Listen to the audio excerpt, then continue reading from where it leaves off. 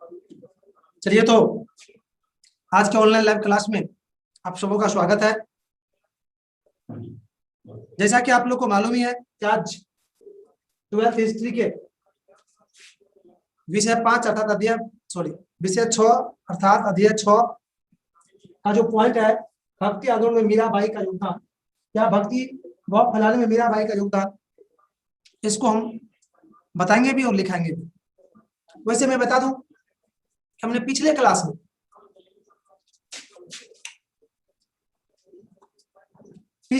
में भक्ति आंदोलन भी समझाया था और भक्ति आंदोलन में मीराबाई का क्या योगदान है उसको भी समझाया था। आज फिर से एक मिनट टाइम बर्बाद कर रहे हैं।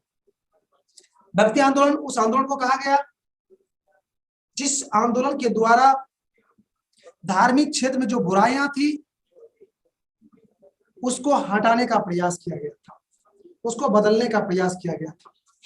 तो अब भक्ति भाव अर्थात पूजा पाठ अर्चना इत्यादि की भावना को फैलाने में अब मीराबाई का योगदान आज पढ़ना है। मैं बता दूं, मीराबाई एक ऐसी लड़की थी जो बहुत बड़े राजा के घर में जन्म ली। पूरा राजशाही ठाठ बाट उसके आसपास उपस्थित रहती थी, उसे किसी भी चीज की कमी नहीं थी। लेकिन शुरू से ही उसको कृष्ण भगवान भा गया था और वह कृष्ण के पूजा पाठ शुरू से ही करने लगी थी। और कुछ ही दिनों में तो कृष्ण को वह सब कुछ मान ली। माता पिता समाज दुनिया जहान भाई भतीजा सखी बहना पति सब कुछ मान ली। परिवार वालों ने इस पागलपन को देखकर थोड़ा चिंतित हुआ और फिर एक राजकुमार से उसका शादी कर दिया। शादी वैसे उसकी इच्छा के विरुद्ध हुआ था, क्योंकि वो नहीं चाहती थी कि शादी हो, क्योंकि वो तो सब कुछ कृष्ण को मान चुके थे। मैंने कहा कि यहां तक कि पति का भी कृष्ण को मान चुके थे, वो सगे संबंधी सब कुछ कृष्ण को ही मान चुके थे। और फिर परिवार वाले जब इसके मन के विरुद्ध शादी कर दिया तो ससुराल जब इन्होंने गई तो ससुराल जाने के बाद इन्होंने पारिवारिक संबंध या कहिए कि ससुर सास पति का जो कद्र होता है वह करने से इन्होंने इनकार कर दिया। इसको कृष्ण के अलावा वहां पर भी कुछ दिखाई नहीं देता था, कुछ सोचता ही नहीं था। और ससुराल वालों ने कुछ ही दिनों में इससे तंग आ गए और फिर इसे विष पिलाकर मारने का प्रयास किया। लेकिन ऐसा कहावतें हैं कि विष पीने से भी इसकी मौत नहीं हुई थी। और फिर परिवार वालों ने इस घटना से सीख लेकर यह समझ गए कि यह कृष्ण के सच्चे भक्त हैं, अतः इसको तबाह नहीं किया जाए, तंग नहीं किया जाए, इसको स्वतंत्र छोड़ दिया जाए। जैसे इसको स्वतंत्र छोड़ दिया, इन्होंने घर त्याग कर सन्यासी भेष धारण कर ली और कृष्ण भक्ति में लीन हो गई। और फिर शेष जिंदगी को भारत के कोने कोने में घूम घूम कर कृष्ण भक्ति में बिता दी।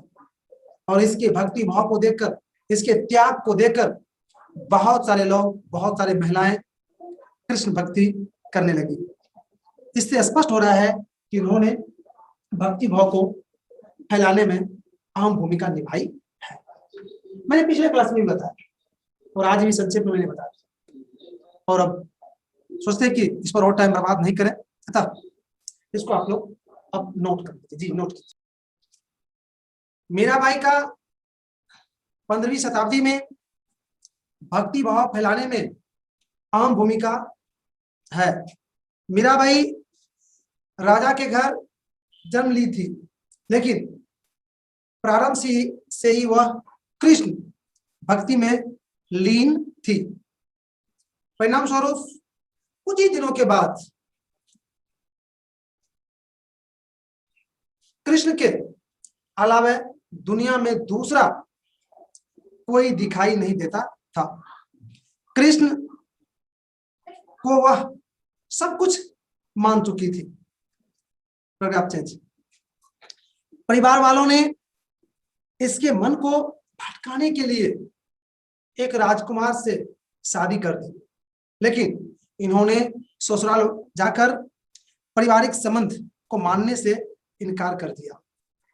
इससे ससुराल वालों ने दुखी होकर एक दिन जहर पिलाकर इसे मारने का प्रयास किया, लेकिन यह बच गई।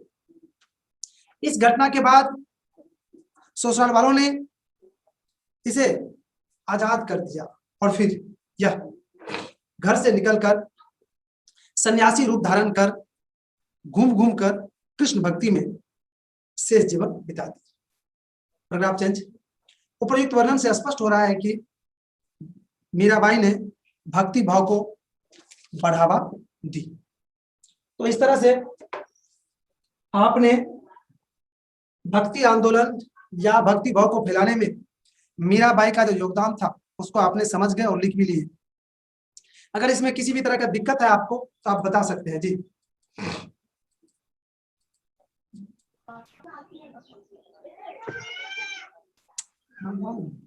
रखो करके नहीं पूछो।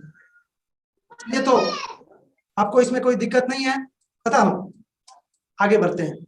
अगला पॉइंट है आपका महान परंपरा और लघु परंपरा जी।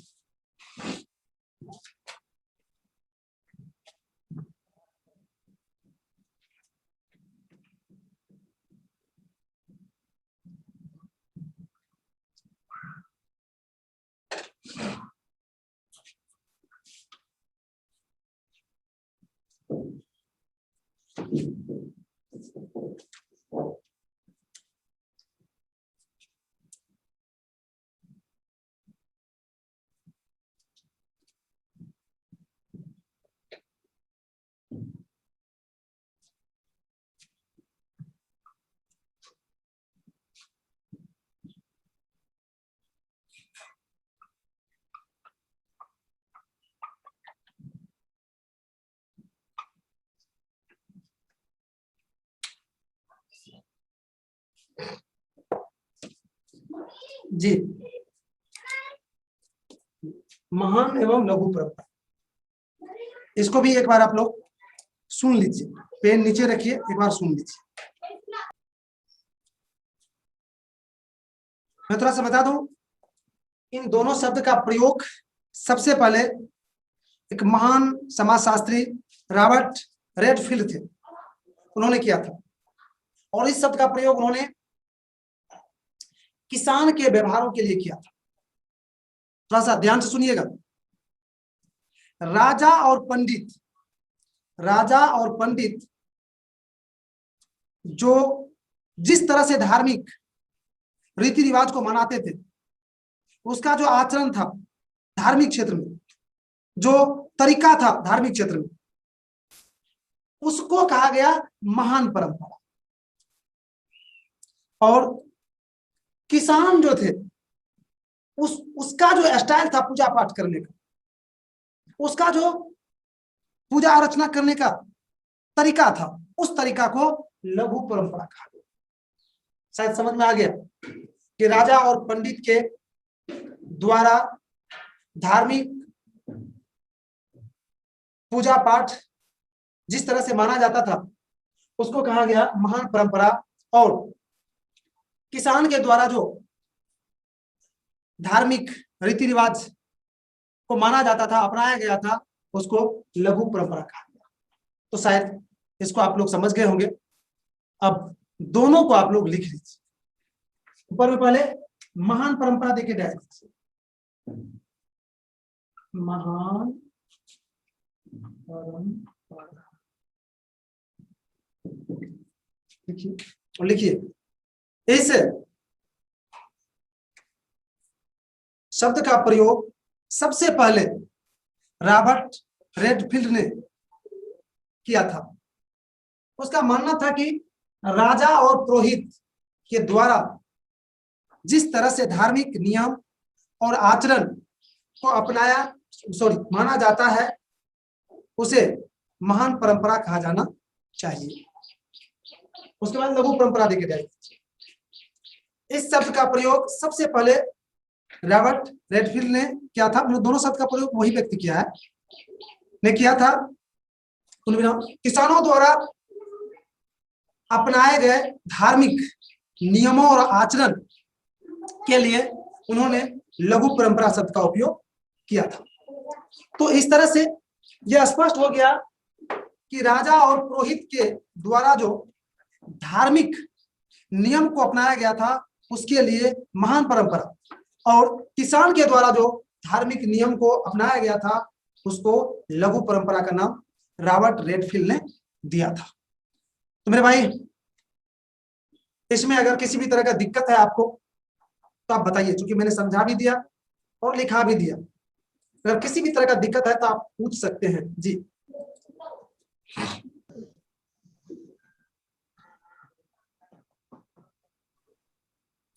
चलिए, आपकी चुप्पी यह बता रही है कि आपको इसमें किसी भी तरह का दिक्कत नहीं है।